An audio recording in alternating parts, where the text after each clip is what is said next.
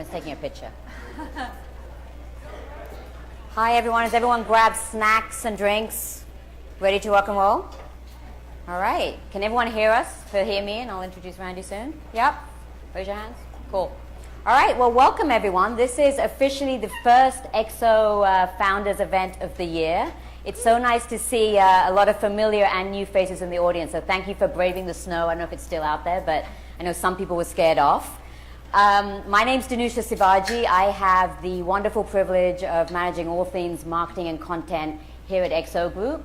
For those of you who don't know much about EXO, our portfolio of brands, the Knot, the Nest, and the Bump, help millions of women through some of life's biggest, most joyful, and oftentimes anxiety-driven milestones and life stages. From getting married, to moving in together, to having a baby, and everything in between. And mind you, not always in that order. I just said the life stages. We also, at the sort of core of our brand is this notion that, we're lucky that we serve a community of over 20 million women every month.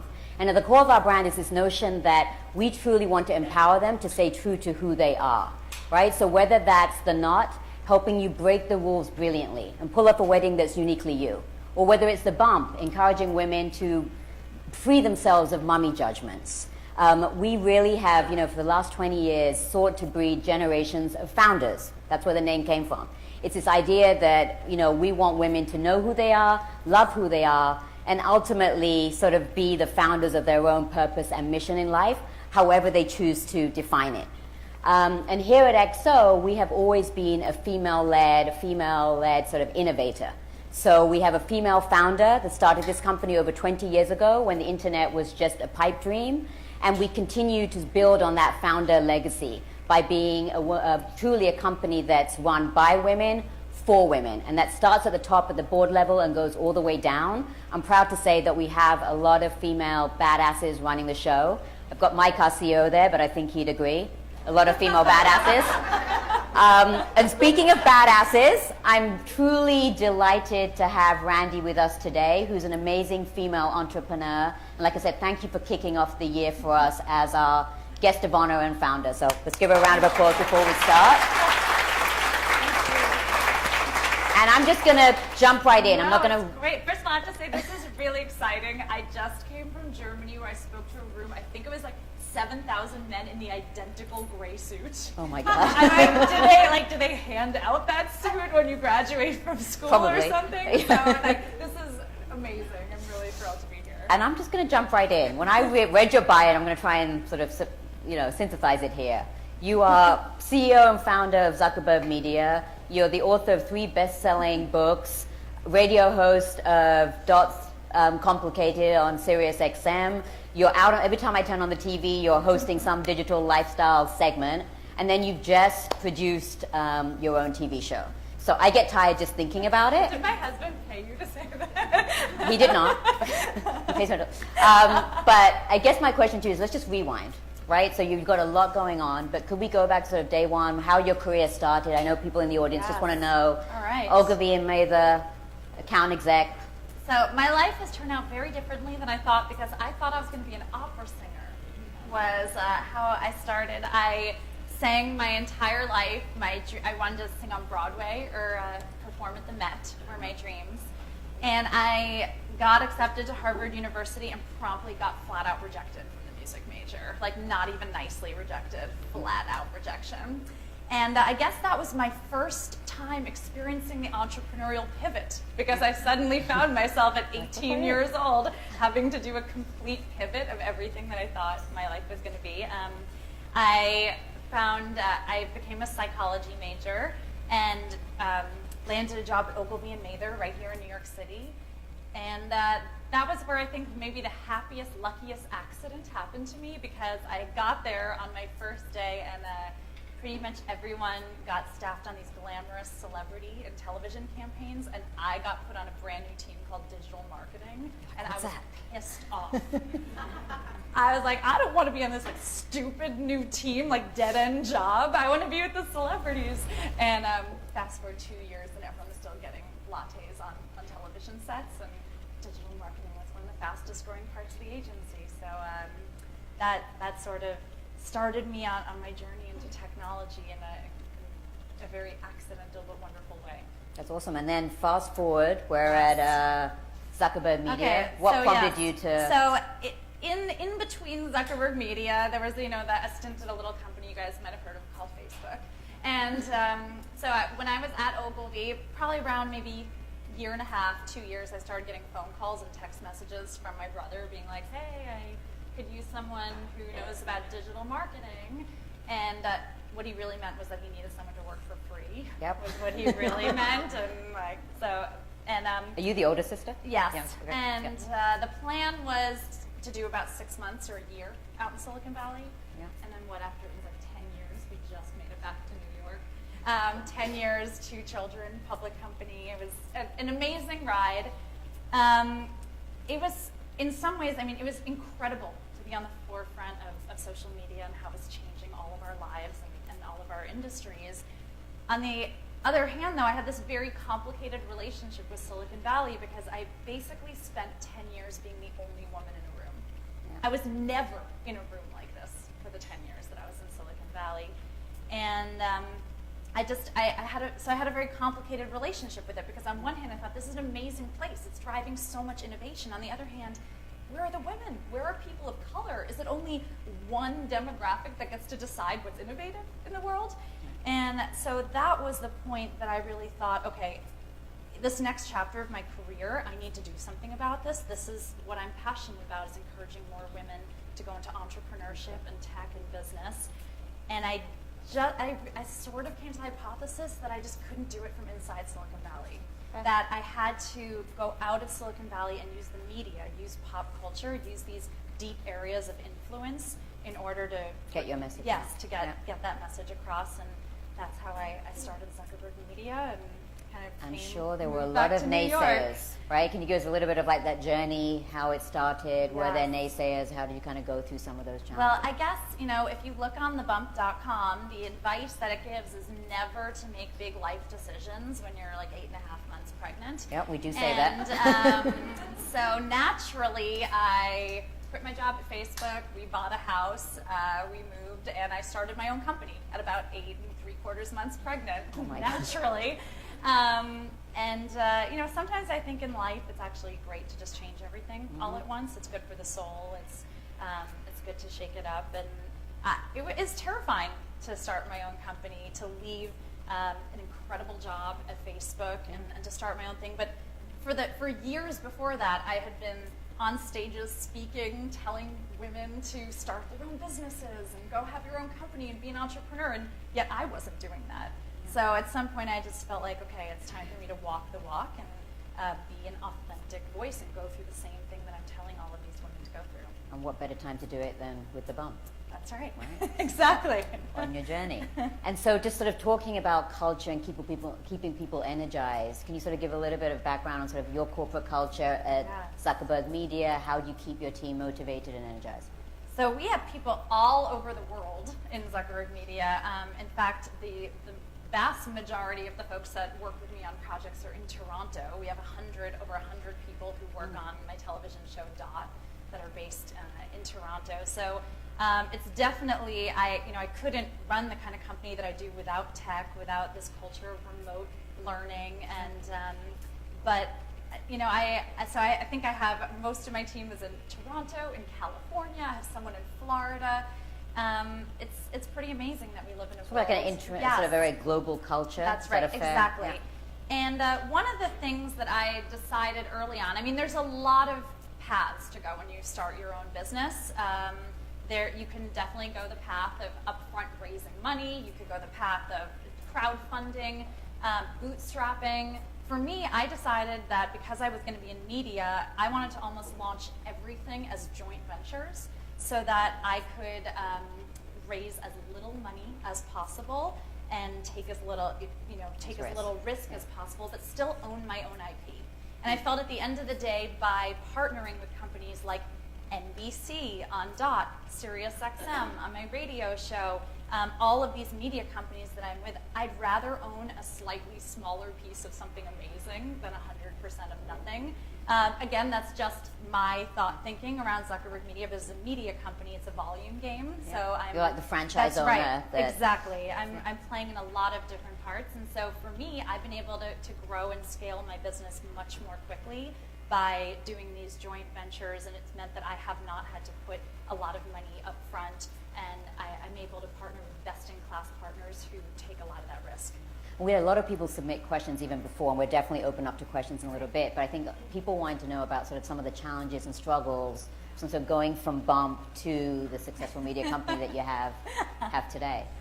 Well, first of all, it's funny because having kids, here I am, like, talking about women and girls, and of course, we have 2 sons. So there you go, okay. Surrounded by boys, but it's great.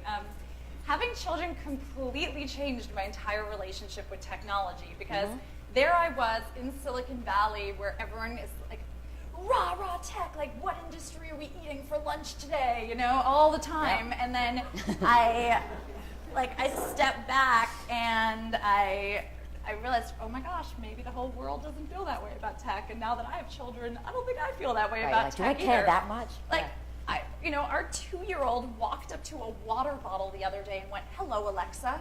Wow. Why aren't you talking to me? Yeah. I was like, gosh, I think I should examine my own relationship with tech still in the house. And I don't even remember what you asked me. I totally. But you know what? It's a good segue. With the technology. Alexa has disappeared from my house for the next week because I'm tired of the kids fighting over. But that leads us to, I think, you started you wrote the book Complicated, which is really about sort of the changing landscape of technology. You then wrote the children's picture book Dot, which was really about sort of plugging and unplugging with kids. I started writing. Okay, thank you. That's a great segue because I wrote Complicated, my business book, because having kids changed my relationship with tech, and I started thinking, okay, wow, tech is wonderful in our lives in so many ways, but it's not 100% wonderful. Every single time there's a new innovation and a new invention, there's challenges that come along with it. And so I wrote my book Complicated, kind of looking at how tech can be wonderful and how it can sometimes make us want to rip our hair out of our head.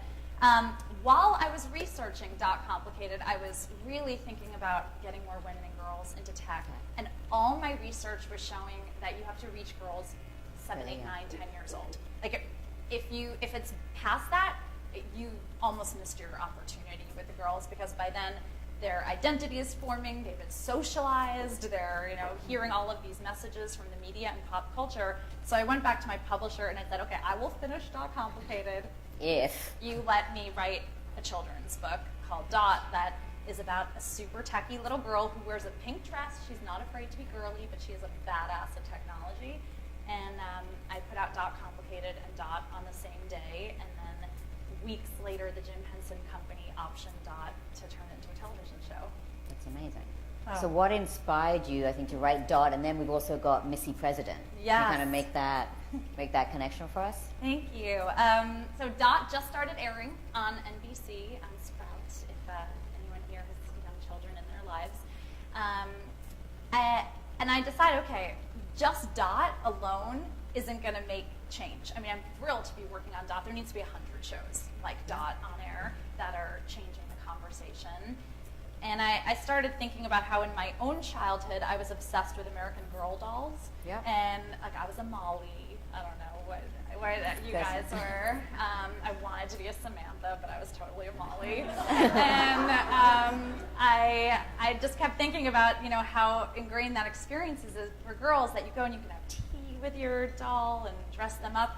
And then I was like, but I don't really want the modern girl to do that. Like I want the modern girl to go build robots and code and go to protests and marches and stand up for something. And so I thought, all right, what if I sort of start creating my own version of the American girl, like what I want those girls to look like, with kind of Dot leading the way. And then my next girl was Missy, that I just launched a book. Missy is a 9-year-old girl who her homework assignment of what she would do for president goes viral.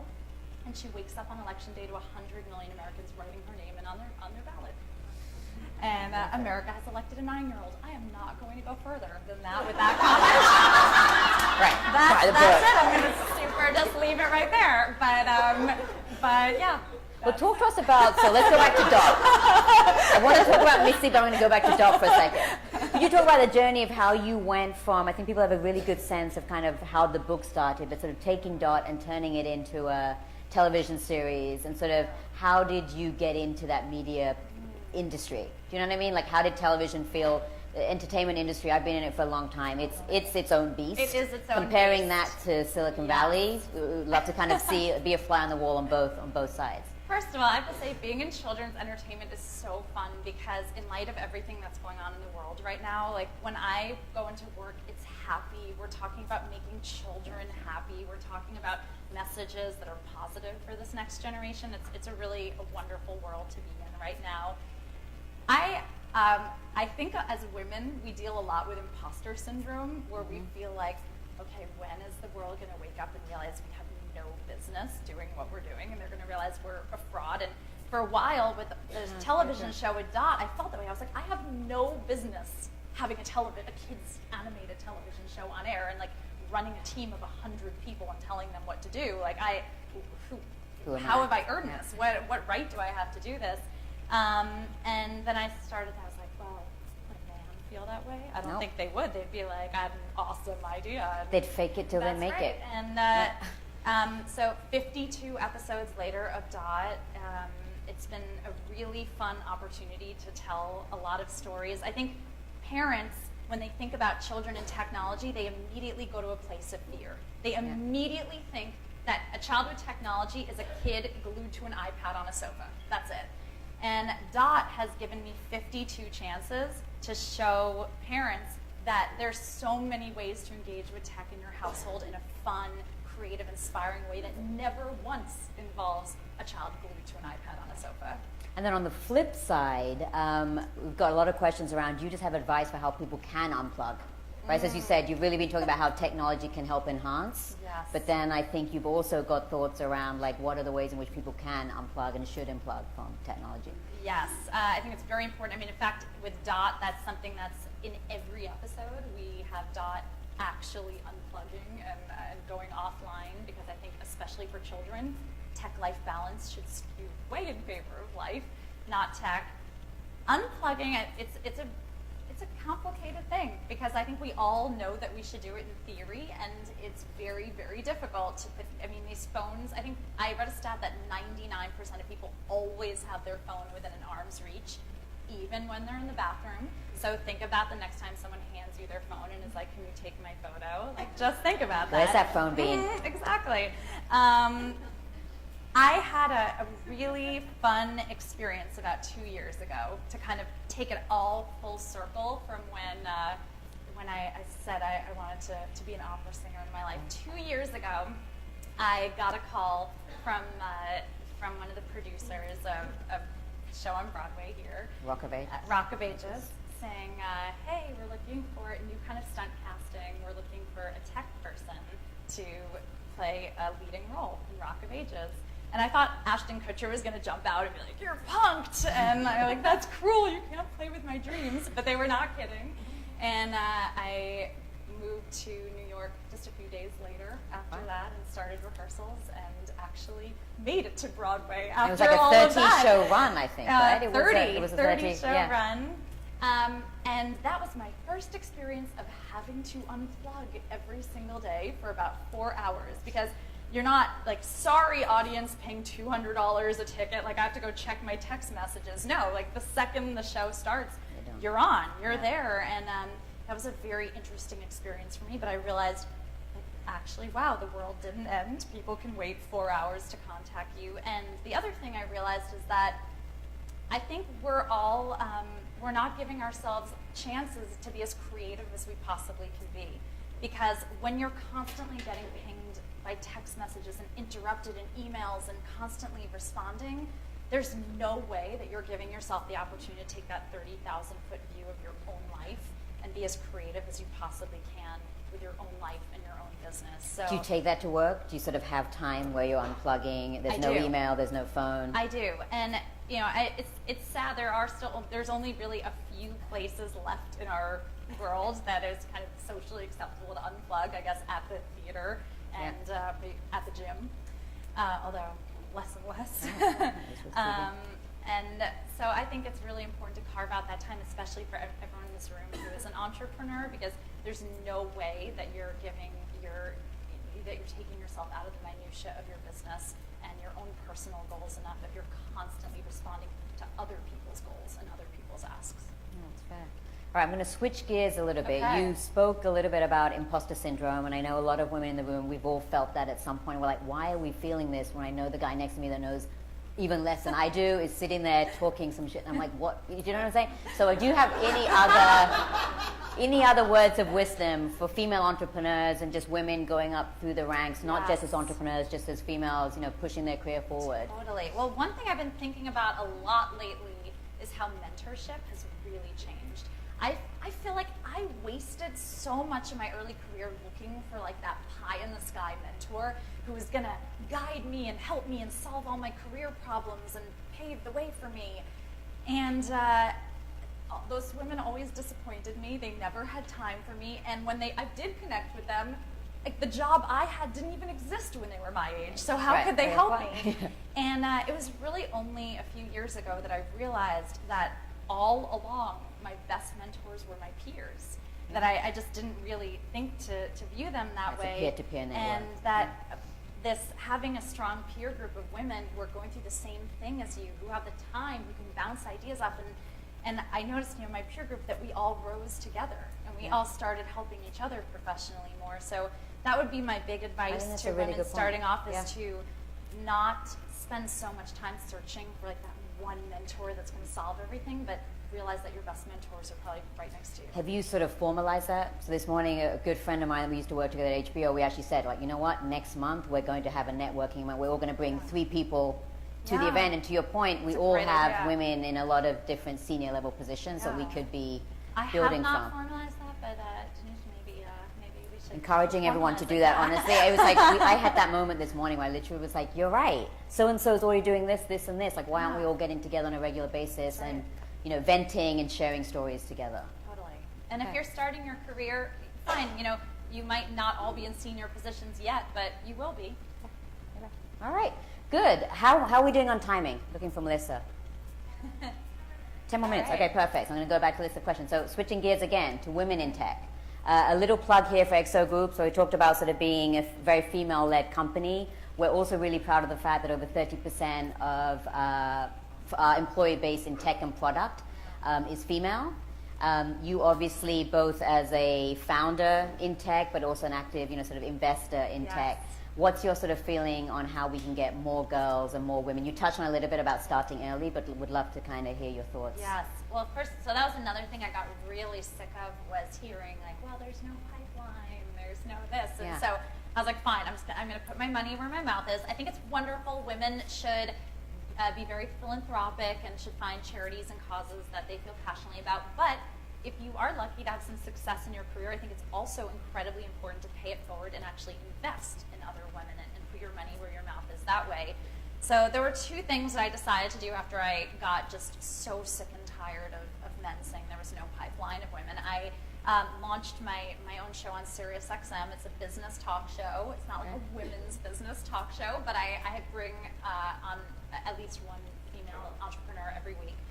And so I've done that show for 3 years now, and I have never once had to repeat a woman, because there are plenty of amazing female entrepreneurs and CEOs out there. So anytime that someone says there's a pipeline issue, I'm like, well, I've interviewed 150 female entrepreneurs. I'd be happy to introduce you. The other thing is I started kind of my own small angel investment syndicate, just of a couple of women. Our portfolio is about 70% female founders and 30% women of color founders. So, when you look at typical angel investment portfolios, it's about 20% women, if even that, and 1 to 2% any entrepreneur of color. And actually, we have a lot of those women or sort of future entrepreneurs in the room. Any advice on sort of how people are pitching and in that whole VC world? What advice do you have for women as they're thinking about their pitches? I'm going to massively generalize right now in the interest of time, so please apologize, because not every woman does what I'm going to say. But when I get pitched by men, the first thing they do is they walk into a room and they tell me how awesome they are. Like, that's the first thing they do. They're like, I'm so awesome. I went to this school. I started this company. I did this. Women, they start with like their product, and then buried somewhere on appendix slide 75, they list some of their credentials. So the why me doesn't come forward. And so when someone walks into a room and tells you how awesome they are, no matter how much of like an asshole-ish thing you think that is to do, you're viewing their product thinking like it started by an awesome person.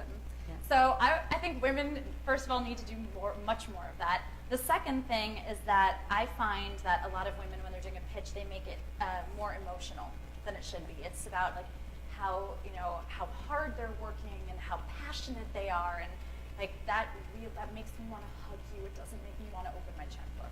Sure. So I think you got to lead with why the market opportunity, and it has to be data, it has to be statistics, it has to be numbers.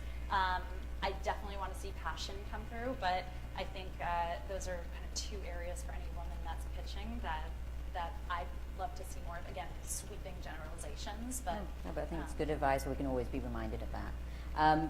If we sort of switch it back to, some folks in the rooms are, you're at different companies, intersection of media and tech. How do you think sort of larger corporations can be more inclusive of bringing women up through the ranks in tech and engineering and that whole area?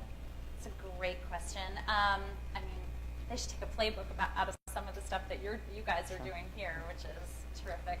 I mean, I think it starts, the problem is that it's not just going to happen from the workforce, right? It needs to happen early on with schools. It needs to happen in the home. It needs to be spouses who are supportive and are taking on equal share. So I feel like there's so many things, but in companies, I think a few things that could definitely happen are the ability to either have some remote working possibilities or kind of satellite in order to give people the opportunity, if they have to step out of the workforce and back in, to have that kind of peer-to-peer mentor opportunities is really important.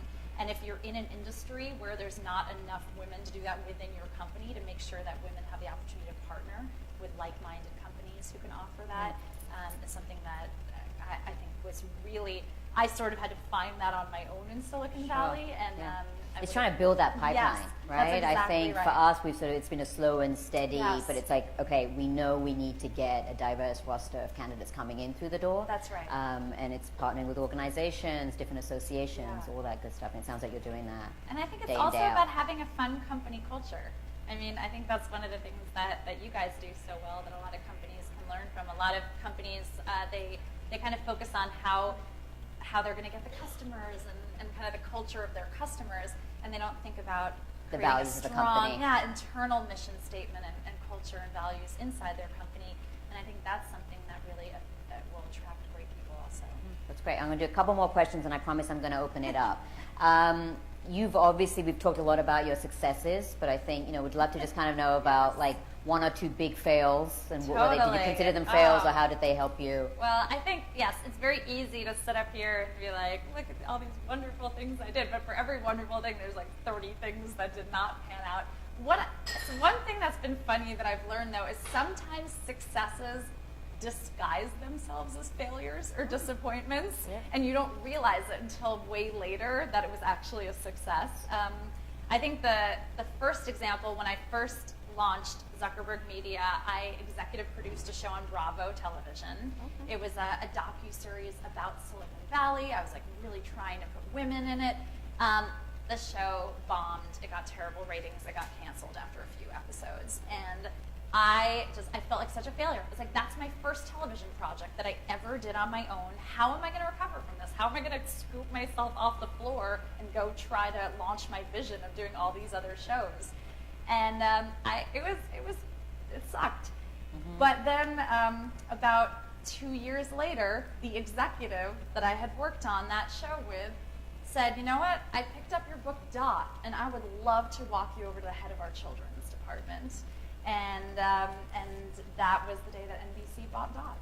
So if I had not had that terrible failure of a show and all of the disappointment that came with it, I would not be sitting. I would not have this opportunity that I have now that I'm working on. So I do think that sometimes in the moment, things that feel like terrible failures and disappointments can End up being your biggest. End up being your biggest wins. And so what's next for Zuckerberg Media? It seems like, from what we're hearing here, there's a lot around sort of empowering youth at a young age, going into the children's space. Do you feel like you found your niche and you want to expand there? I think so. I think definitely right now focusing on girls and trying to put more smart, entrepreneurial, tech-savvy girls into the forefront of media is kind of my sweet spot and passion right now. I love this, though. I spend a lot of my time traveling around the world, speaking, especially to rooms full of women that I love. I was just in... Apart from in Germany. Yes. I love them, too. But it was, I was just a few months ago in Kuwait. I was speaking at the first ever Women in Business conference that was ever held in the country. Wow.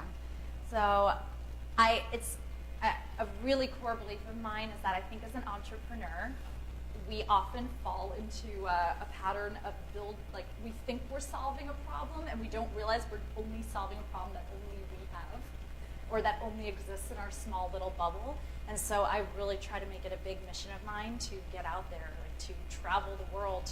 I was in just the past few months, I've been to Kuwait, I've been to rural Tennessee, I've been to all these places because I want to make sure that the content I'm building and the things that I'm doing are not just solving a problem for my tiny little bubble. It's not just New York. That's right. And, That's yeah, exactly Silicon. right. Yeah, that's awesome. All right, I'm going to stop being selfish and open it up to questions of any kind. Is that fair? Wonderful. All All right. Bring it. Who wants to start? I know you guys have questions and you're just being shy. Do we also have it? I also know people are sending in questions from Facebook Live, so Lauren, feel free to shout them too. First question, why not? Thank you so much for coming. My name is Toby Milstein, and I'm just really curious to know, of all the investments, which is your favorite company and why? Oh my gosh, that's like asking me to choose between my babies, So, which is really hard. But We won't tell. I have to say that the companies that are run by women in the portfolio are doing far better than our companies with male founders. Hello Giggles was a company that was in our portfolio that I really love. That was started by a wonderful group of 4 or 3 women out in LA. Brit & Co. is a wonderful company that's in my portfolio. So there's so many. It's really hard. You're making her pitch. Can't do it. I know. I was like, don't make me do it. But yeah, it's really exciting to be in this space and to be able, because it aligns me with these women now. Like I'm rooting for their success. In a way that's not just like calling up a friend and saying, I hope the best for you. Like I want to make money from these companies. I want them to kick ass. So yeah, I have about a dozen other female-founded startups, but those are the two that really come to mind. There's a question here. I missed you. Hi. Hi. Since you worked in digital media, do you ever have ideas on how to promote your show?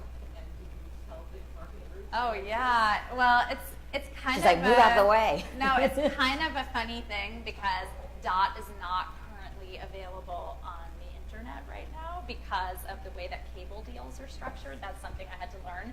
And so It's on PBS, right? Just so on NBC, on Sprout. On Sprout. So the irony is not lost on me of like having a show about tech that's not available on tech is like that is not lost on me. But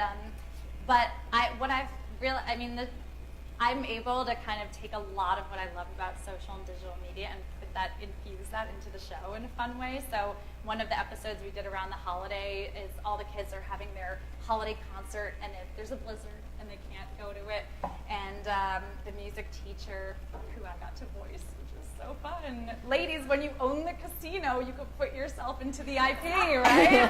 Like you can put yourself at the table. So I wrote myself into music teacher. The music teacher decides that they're all gonna log into YouTube or Skype at the same time and do their concert across the town at the same time. So I feel like I'm able to kind of take these fun ideas and infuse them into the show, but it is not currently available online, so that does limit some of the creativity.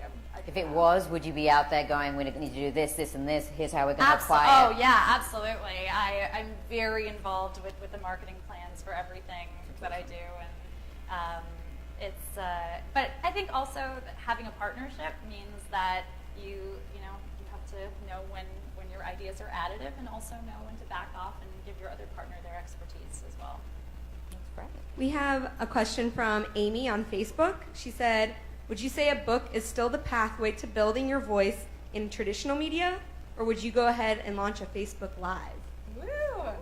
Oh my gosh. Okay, well, Good again, question. you're sort of asking me to choose between my two babies, because one thing you might not know is that I actually did the first ever Facebook Live at a hackathon. I created it at a hackathon inside of Facebook. That's about right. 7 I years remember that. ago. I've seen that. Yeah. So Facebook Live is amazing. You guys should all use that. I'm totally not saying that because I have stock in the company. Why would I ever say that? But I do think when it comes to children, there's something so special about a physical book that you can actually look at and read and hold with your child and have that tangible moment. And I don't think that digital has quite replaced that experience yet. Fair. Yes. Can we stand up? Sure. Thanks. Hi, how are you? My name is Stephanie. I actually run a social media marketing agency, and my question for you is, you're involved in so many different businesses, different aspects of media and social media. How do you prioritize your time? Oh my gosh. Wow. Okay. It's really hard is the answer. Okay, so what I'm going to say is going to sound so cheap. So I have this like personal mantra. Like, who the F has a personal mantra? That's so stupid. But anyway, it goes like this. It's like work, sleep, family, friends, fitness. Pick 3.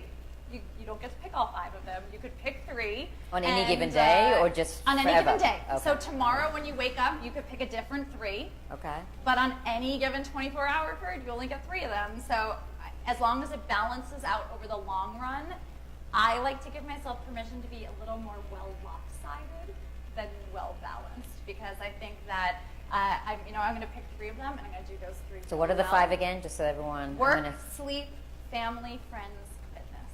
So today was... All right. Well, definitely not sleep. It was a sleep. Sleep tends to be the one that always gets chopped, and sadly, friends gets chopped a lot too. That's why you should do friends with your mentor group. I Bring know, them exactly, together. or friends 2 and birds with one fitness stone. together. Yeah. Exactly. But see, that's the beautiful thing. You all get to choose your own prioritizations, and as you know, the goal is to just kind of hope it balances out in the long term. Cool. I think we have time for a few more questions, right? Okay, good. That's it.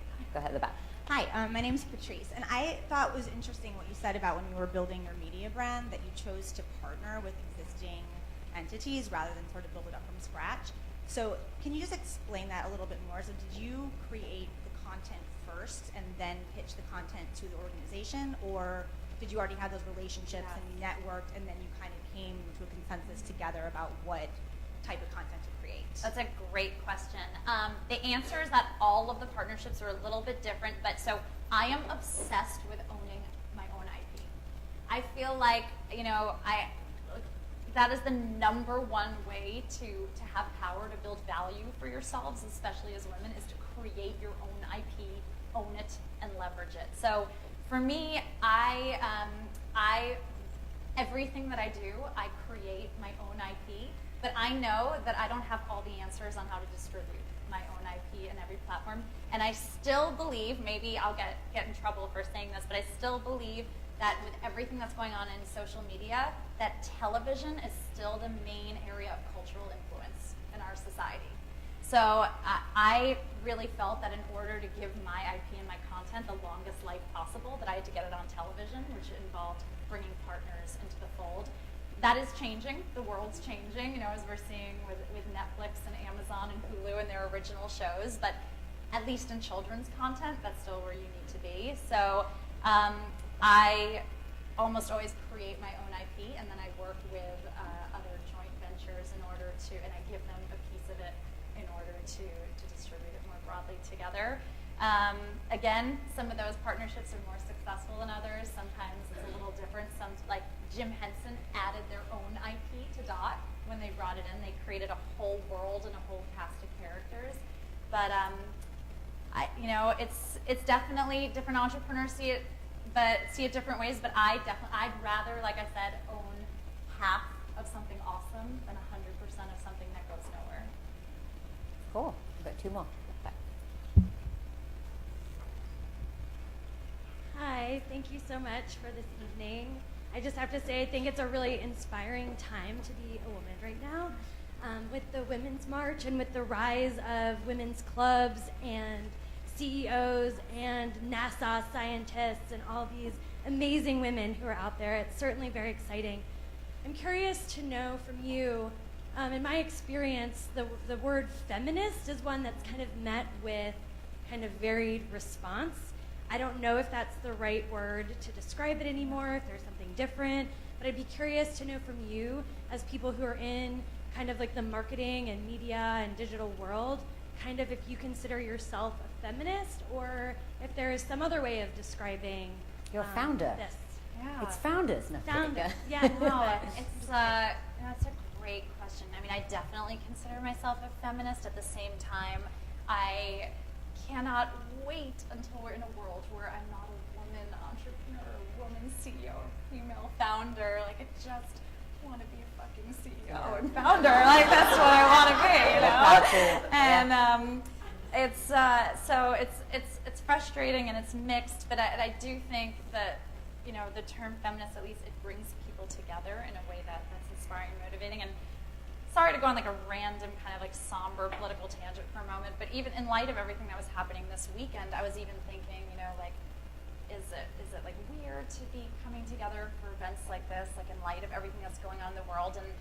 But what I realized is that so much of what we're seeing is kind of what I've experienced as a woman in business, and what I think, so something that women do, they often don't know it, maybe they do, is when you are able to achieve success, you kind of close the door behind you, and you don't let other women in, and you say, okay, I made it. That's it, I made it. And you don't leave the door open for the other women that come behind you. And I think it's so important more than ever what we're seeing in our society of like leaving the doors open for everyone to come is the same for women in business. When you achieve something, it is your responsibility to leave the door open and bring the next group of women in behind you and make them feel welcome and help raise them up. So that is totally not at all really an answer to your question, but it's something that I've been thinking about a lot in light of what's going on. That's probably a very nice way, I think, to end things. I just want to thank you for being so inspiring today and getting everyone together. Thank you guys for braving the weather and coming out. Please stick around for more networking and female foundering and bonding and all that good stuff. I think our next founder event is in March. We'll be sending out details with the co-founders of Boba Bar and many more to come. So hopefully you guys have enjoyed it, and please join me in thanking Randi again. Yeah, thank you guys. Thank you. Feel free to mingle. Woo! Thank you so much. That was amazing. It was like really inspirational. I was really like, aw, thank you.